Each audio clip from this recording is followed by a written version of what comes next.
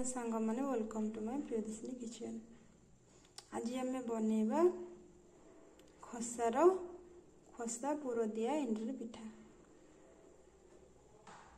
पुर दिया एंडुरी पिठा देखते सांग मैंने किपरि बनला चलतु देखी नवा। चलतु सांग मैंने प्रथम एंडुरी पिठा बनैबा आम पुर प्रस्तुत खसा को किसी समय ताको भाजवा को पड़ो।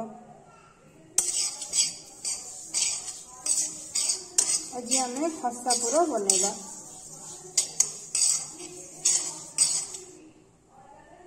देखो सांग मैंने ये आमर भजा हो गलानी आम बंद करदे पुर भाजिक रखिदेवा खसा को आ गुड़ को भल भाव में चकुड़ी दबा।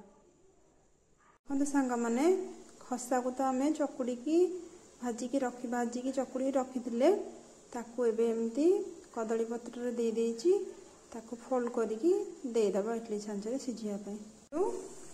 सबुतक खसा पुरर पिठा दे देइथिली ताको एबे आमे कभर करदबा 20 मिनिट पई। रहुछि जय जगन्नाथ।